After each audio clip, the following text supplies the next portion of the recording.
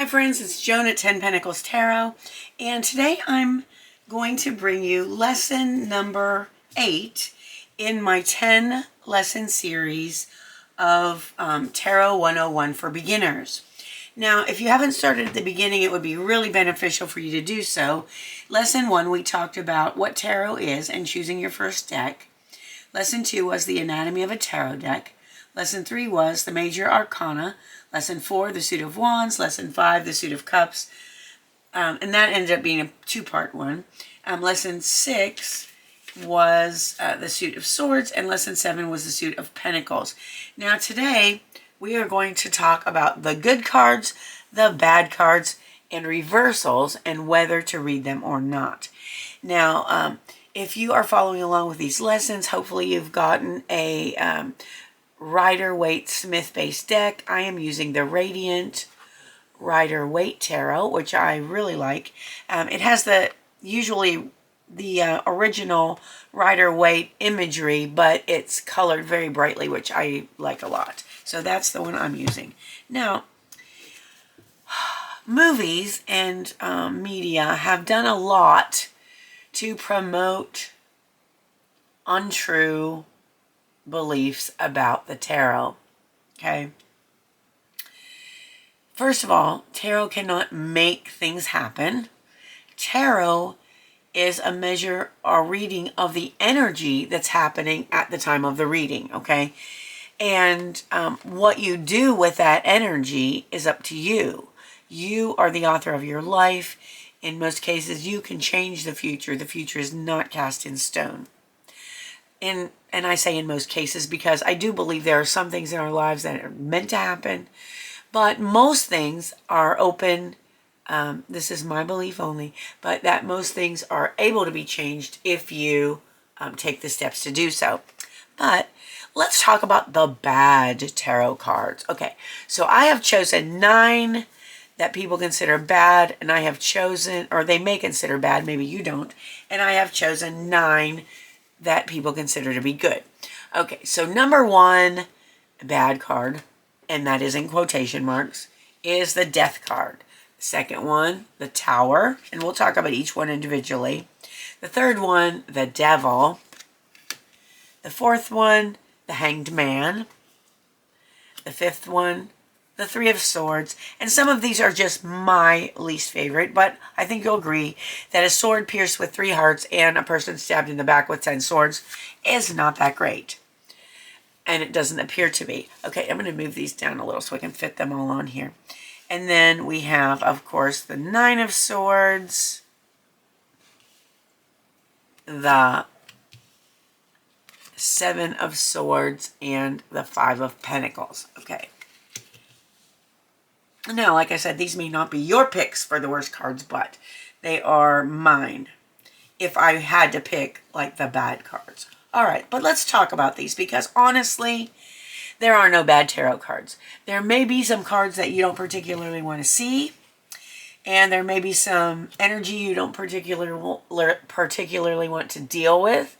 But, I mean, that's life. We have to deal with things that we don't particularly like sometimes. So let's take a look at each one and see what's going on. Okay, so first of all, let me preface this by saying the tarot cards, like I said, do not make anything happen, okay? And every supposedly bad card has a good meaning, and every supposedly good card has a not so good meaning. So let's look at the Death card first. Okay, a lot of people from the movies, thank you, Hollywood, think that if you get the Death card in a reading, it means that you are going to die or someone else is going to die. Okay, I've never had a reading with the Death card where anyone died, and most people say that that is not the case. The Death card is a card, actually, of transformation. If you think about it, death is actually a transformation from one life to the next life. And in the card we have the skeletal figure riding a white horse. He's got a white flower here, and he has got a king, his crown is off, is lying dead on the ground. There are these people, this woman doesn't want to look. This child is praying, oh, please don't take me. And the priest is also praying. But This card is here to tell us that everybody has to die sometime. Okay, but look at the sunshine over here. And also, use your intuition when you look at these cards, okay? So, this is not necessarily about the death of a person. This should be about the death of things that you no longer need in your life, okay? This is about leaving behind the things that no longer serve you and moving forward. It's about transforming into the person that you are meant to be. Whenever I see this card, I think about a caterpillar and how it has to die to being a caterpillar in order to become the butterfly it's meant to be. So the death card is definitely a card of transformation, and it is not something to be feared. Okay, the second card that seems to freak people out. I'm going to switch these a little bit because I think these other ones freak people out a little more than the Tower. Okay. Second card that seems to freak people out is the Devil, because of course that's a scary figure. You have the Devil. He has two people in chains, and they look like they're bound to him. They got little horns and everything. They're being devilish. And here's the thing. If you look, the chains on these people are loose. They could get rid of them. What this card is about is not that the devil is going to get you or that the devil is going to possess you. This card is about addictive behavior and attachments that are unhealthy for you, okay? This can range from anything from spending all your time watching TV or shopping. It's like addictions that are things that are not good for you, but you can't seem to get away from, all right? So it could be anything. It could be shopping. It could be drugs. It could be alcohol. It could be a person that you're addicted to, that and maybe that person isn't bad. Maybe it's just that your attachment to them is not serving you. So this is all about attachments and addictions that don't serve you. And when you see this card, it's like, okay, you need to examine your life and you need to see what are you doing repeatedly that is not healthy for you, or what are you clinging to? What are you so attached to? And it's very, very unhealthy. It could be a codependent relationship. Okay, so the Devil, again, I mean, it might not be a pleasant thing to deal with, but it's not scary and it's not evil at all. It's about, getting rid of things, you needing to face things that are not serving you in your life. All right. The next one is the Hanged Man. And I have seen many more than one movie where the person goes into the dark fortune teller's tent and the fortune teller pulls the Hanged Man card. And all of a sudden we hear, and, and chaos ensues for the character who got the card in their reading. Now, this is so not a bad card inherently. So what it is first of all, this person in the card, it could be a man or a woman, doesn't matter. They're hanging by their feet, okay? Now, yes, when the blood rushes to your head, that's uncomfortable, but it's not deadly. This person is not hanging by their neck. They're not dead. They are not dying. Their head may be throbbing a little bit. But what this card means is actually, it could be a card of self-sacrifice. Maybe this person chose to do this because it's for someone else's benefit or even for their own benefit. Maybe a lot of times this card represents an enforced waiting period. It is like a time where you can do nothing but hang around and wait for things to change. That is what I feel when I see the Hanged Man. Another way to look at this card is it's time for a change in your perspective.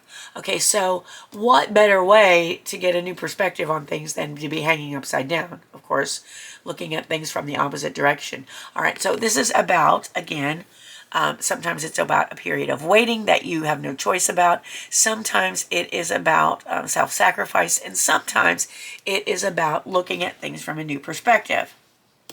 Okay, the next card, and I haven't seen this too much in movies, but this is a card I don't particularly love, but it's not a bad card. This card is, okay, we see a tower. It's being struck by lightning. Yeah, that looks really bad. There's 2 people falling out of it. One looks like they're falling purposely. The other one looks like they're all falling willy-nilly, you know, screaming into the night. Okay, so let's think about this. What does this card mean? A tower is a structure of solidity and strength, supposedly. Okay, this tower is being struck by lightning. It's being knocked down. So what this means is that your foundations may be crumbling in some area of your life. There's something that you may have built on a false foundation or on a weak foundation. And a tower moment is something that happens unexpectedly. It is shocking. It is like, oh my gosh, what is going on here? I didn't see that coming. And it's something that may shake you to your core. It may change things in your life, but it is always for your good.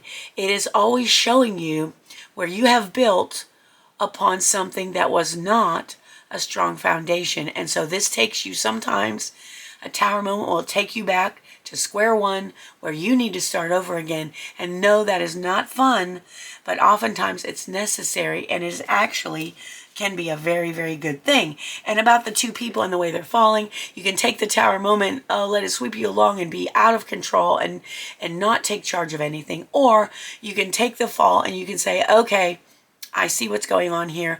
I'm going to fix this. All right. I always like to think this person lands safely in the water, they swim to shore, and they get everything right. And this person, heaven knows what happens to them. All right.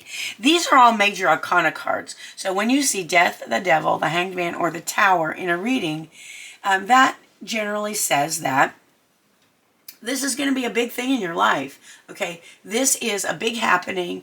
It's either a lesson that you're here to learn, or a theme that runs through your life, or just a big change that you need to go through. Okay, a lot of times this is a karmic lesson that's going on. Now, these other cards I picked are minor arcana cards, which means they are everyday things. Okay, these are my actually least favorite minor arcana cards, and you may have different ones. And they don't necessarily lead to bad, but there's the 3 of Swords. Okay, this is a card about pain and loss and grief. And okay, we can see it. We can see the 3 swords, the 3 swords piercing the heart. So this is a time of pain. Yes, we all go through them. Okay, if you see it coming, you may be a little better able to deal with it or handle it. Or in a reading, there may be other cards around this that can guide you through it and help you to see what can I do to ease my pain. All right, so, but like I said, these cards that I'm going to talk about are minor arcana cards. And so they are the cards of this will pass. This is not going to end up being a major thing in your life, and you will get over this. The 10 of Swords I don't particularly like because it is someone being stabbed in the back 10 times, which is yeah, unpleasant. So this card is all about unpleasant endings. It can be about literally, well, not literally, it can be about figuratively being stabbed in the back or betrayed by someone. The key thing, though, that you need to do when you're reading is look at this card. Okay, the dawn is coming. Okay, yes, this was a painful thing you went through. Yes, somebody betrayed you. Yes, you were stabbed in the back. But guess what? A new day's coming, baby. This 10 means it's completion. This, whatever it was, is done with, and you are getting ready to start a new day, and things are going to be okay. Now, the 9 of Swords is called the Nightmare card for obvious reasons. This one doesn't really bother me too much because, well, I'll tell you why. So this person is awakened from a nightmare. They're like, oh no, there's like 9 swords hanging in the air. So obviously they were having a really bad dream. And but there's the key right there. It was just a dream. So this card is a lot about anxiety, unfounded anxiety, worry about things that is not going to happen. When you see this card, this is telling you, stop worrying so much. Whatever you're worried about is probably not going to happen at all, or it's not nearly as bad as you think it is. All right. So that is the 9 of Swords, the Nightmare card. Now, number 7, this may not bother some people. This card irritates me. I don't like to see it, but you know what? It's life. And what it is someone is sneaking away with there's people in the background that are far away, so they're maybe not seeing this happening, or they can't tell what's happening. This person is sneaking away. They're stealing, it looks like, swords from these people's tents. And so they've got 5 swords. They're looking back. Hey, do I want to grab these 2 or what? That's what it says to me. Now, this card is often about being having something stolen from you, or about, again, having someone being dishonest with you, all right? So I have a particular thing where I really can't stand people being dishonest with me. I hate it almost more than anything. And that is what this card, if you see it, it's generally like, beware. Somebody isn't on the up and up. Someone is stealing something from you, or they will be stealing something for you, or they're being dishonest with you, okay? So that's one of my least favorite cards. I'm sure a lot of you will have different cards that you just don't particularly like. Okay, but that does not mean they're bad cards, okay? Because all of these are life lessons and things that happen in your life. Okay, and the other card that's kind of sad and unpleasant is the 5 of Pentacles. And it shows 2 poor people. Obviously, they have raggedy clothes. They're out in the cold with no shoes. This poor person is in crutches, and they look like they are so down and out. It's snowing outside. But actually, if you look at this card, it is not a hopeless card, because behind the people is a stained glass window with light inside. And to me, that represents hope, and that represents help. And this person is starting to look up. So if you get yourself, this could mean you're in financial trouble. This could mean you're suffering from health issues. This could mean even you're suffering from spiritual poverty. And just know, when I see this card in a reading, I always tell the person, no, there is help available for you. All you have to do is look for it, and all you have to do is ask for it, and it's there. Now, I'm saying the meanings to you. This is what these cards mean to me. And again, like I always say, the most important thing is you using your intuition, and it's about what the cards mean to you. All right. So now I'm going to put up the supposedly bad cards, and I'm going to show you my 9 picks for good cards, or the best cards that I like to get in a reading. The first one is the Star. The second one is the Sun. Again, there are 4 major arcana and 5 minor arcana. No, you know what? I think I only chose 3 major arcana. If I were to choose, again, I would also put the Fool in there. And then we have the Ace of the World, the Ace of Wands, Ace of Pentacles, 10 of Pentacles, which you know that's the name of my channel, 10 Pentacles Tarot, the 9 of Cups, the 10 of Cups, and the 6 of Wands. All right, again, let's start with the major arcana, the Star. Okay, so we see this person. She is pouring water into the land. She's pouring water onto the earth. She's got things covered. This is a card of hope. Hope in the future, faith in the future. This is the card that's telling you that good things are going to happen. Your fondest dreams are going to come true. It is just a positive card. Oops. Okay. The Sun. Oh my gosh, you can't get much more positive than this. The Sun is the card of joy, happiness, childlike freedom. It is just the card of all the good things that you might want in your life. Now, somehow my light just dimmed, and I'm not sure why. Okay. Hopefully that doesn't mean anything with my camera. If it ends up cutting out, this will be a 2-part video, so just FYI. All right, the third card is the World.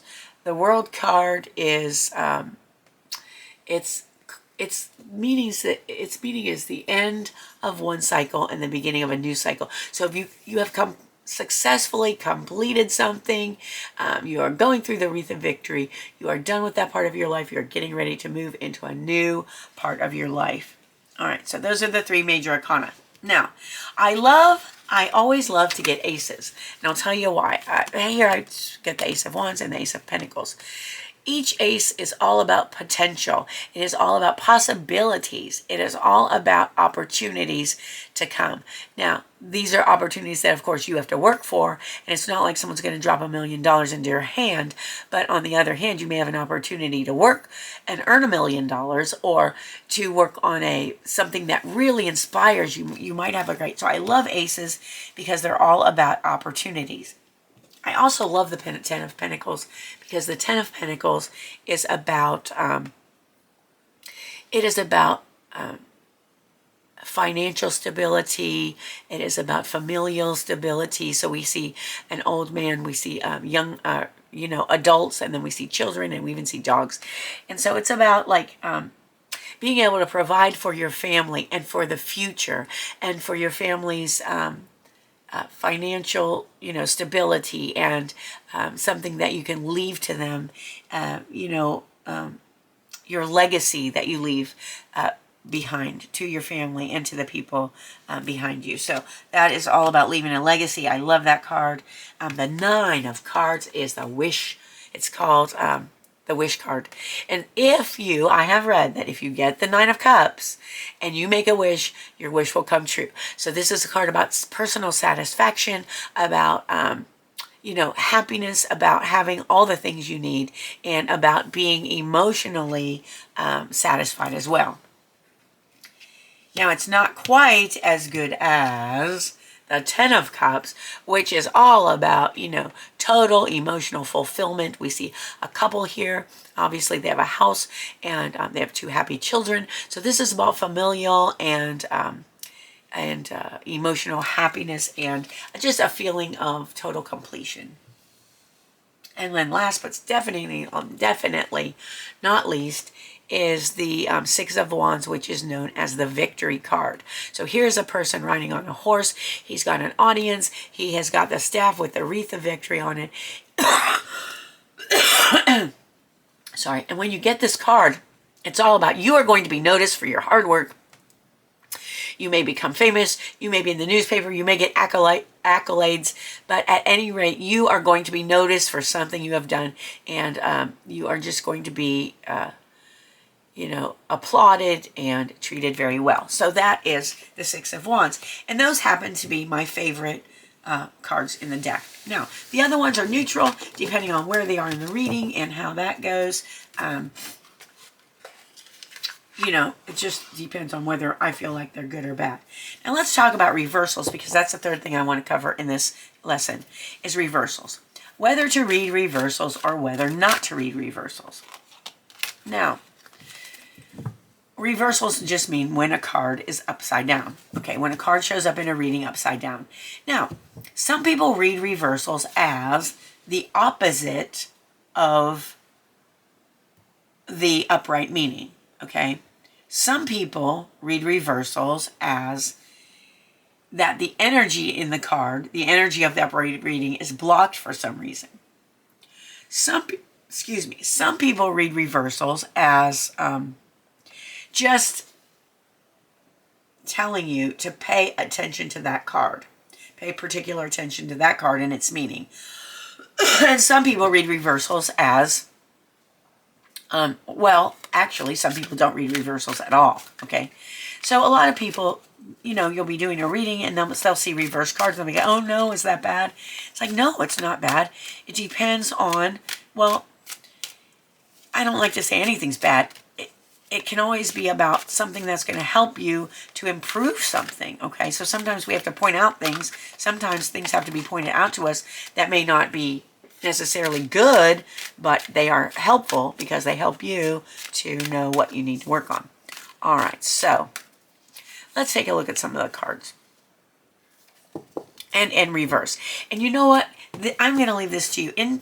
Intuitively decide whether or not you want to read reversals, and also how are you going to read them. Now, I used to always look at the meanings in the book, and sometimes they to me are way off what I would say. So I learned to use my intuition, and whether I read it as blocked energy, the opposite of the meaning, or just pay attention to the meaning of the card, depends on what my intuition tells me in that particular reading. So let's look at a few reversals and see what we might get from them. Okay, so we'll see. Okay, so right now Temperance is at the top of the deck. So Temperance is, and guys, I feel like my temperature is going up on my camera. I think it's going to cut out. So before I finish with reversals, let me just say, if you like this video, please give it a thumbs up. Please consider subscribing to my channel. I've got 2 more videos in this series coming up soon. And I hope you will hit the notification bell, subscribe to the channel, and hit the notification bell so you'll be notified whenever new readings are up. I've got a lot of deck reviews and other things like that that might interest you. And I want to thank you for joining me. I appreciate you more than you'll know. And I hope you have a wonderful morning, afternoon, or evening, whatever it is where you are. And let's quickly finish talking about reversals. I love you all. Okay, so let's say we have the Temperance card. Now, this is a card about balance, calm, peace, okay?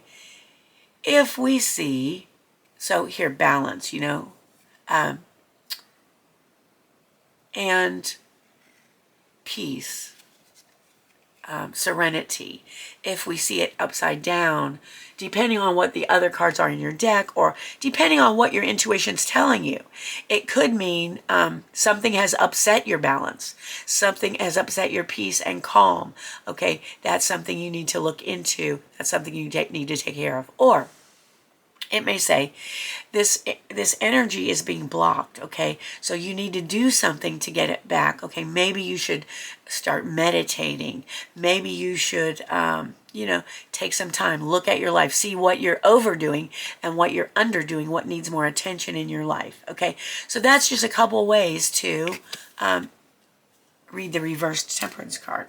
All right, let's look at, let me see. Let me just pick some that might be more interesting here.